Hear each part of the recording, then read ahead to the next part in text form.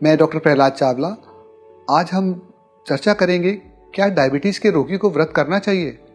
जैसा कि आप जानते हैं कि नवरात्रे आ रहे हैं और आजकल जैसे ही मरीज हमारे पास आते हैं तो उनका एक ही सवाल होता है कि डॉक्टर साहब हमें तो नवरात्रे के व्रत करना है।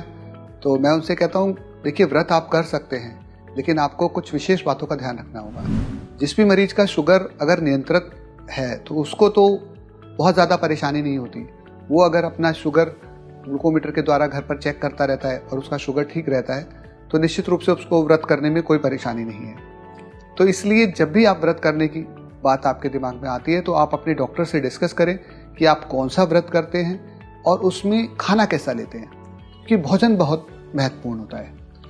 तो हो क्या सकता है कि अगर आप दवाई वही लेते रहे और भोजन आपका जो है एक टाइम का भोजन बहुत ज़्यादा होगा, बाकी दिन आप भोजन नहीं करते हैं, तो उससे क्या होगा, कुछ समय आपकी शुगर बहुत कम हो जाएगी और कुछ समय शुगर बहुत बढ़ जाएगी। तो इसलिए यदि आप अपने डॉक्टर के साथ डिस्कस कर लेंगे, अपनी बात को रख लेंगे, तो डॉक्टर उसी अनुसार आपको बता पाएंगे कि कौन सी दवाई आपको बंद करनी है और कौन सी दवाई अवश्य लेनी है, या कोई विशेष दवाई वो अलग से आपको दे सकते हैं कि व्रत के इस भोजन के दौरान आप इसको पहले से सेवन कर लें ताकि आपका शुगर नियंत्रित में रहे। क्योंकि डायबिटीज़ के रोगी के लिए आवश्यक है कि उसका शुगर ना तो बहुत ज़्यादा कम हो और ना ही बहुत ज़्यादा बढ़े, क्योंकि कोई इमरजेंसी होती है तो ये बहुत ज़्यादा गलत होता है डायबिटीज़ के रोगी के लिए।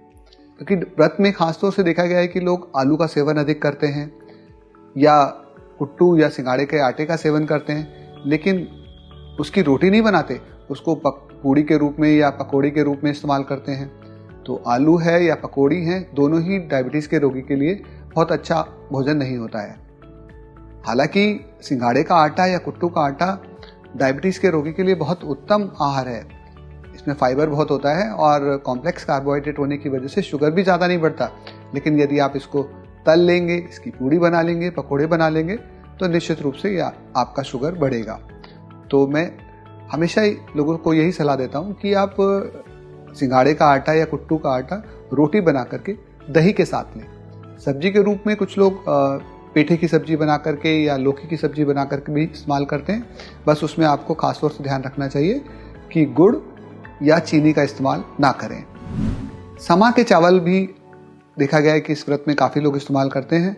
यह एक पहाड़ी भोजन है और निश्चित रूप से पौष्टिक आहार है। इसकी हम खिचड़ी बना करके दही के साथ सेवन कर सकते हैं या दूध में खीर बना करके इस्तेमाल कर सकते हैं। यह भी एक बहुत अच्छा आहार है, डायबिटीज़ के रोगी के लिए उत्तम है। और बस विशेष बात ध्यान रखने की ज़रूरत यह है कि हमें शुगर को ग्लूकोमीटर के द्वारा बार बार चेक करते रहना है। यदि हम चेक करते रहेंगे, हमें मालूम रहेगा कि हमारा शुगर किस प्रकार के भोजन के हिसाब से बढ़ रहा है या किस भोजन ना करने से कितना कम जा रहा है, तो हम उसी अनुसार अपनी प्रिकॉशंस ले पाएंगे, दवाई ले पाएंगे, अपने डॉक्टर से डिस्कस कर पाएंगे और अपना शुगर लगातार हम नियंत्रण में रखेंगे।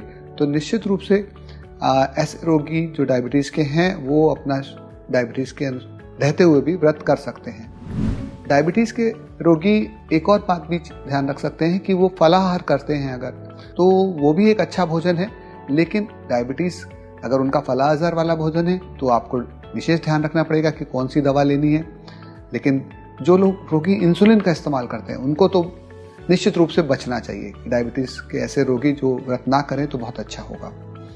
लेकिन फिर भी बहुत ज़रूरी है तो आप अपने डॉक्टर से परामर्श लें और वो उसी अनुसार आपको सलाह देंगे। दूध का इस्तेमाल कर सकते हैं आप, मट्ठे का इस्तेमाल कर सकते हैं, ये भी एक अच्छा भोजन है। और बस विशेष ध्यान आपको ये रखना है कि आपको ग्लूकोमीटर के द्वारा अपना शुगर बार बार चेक करते रहना है और अगर वो नियंत्रण में है तो निश्चित रूप से डायबिटीज़ के रोगी भी व्रत रख सकते हैं। धन्यवाद।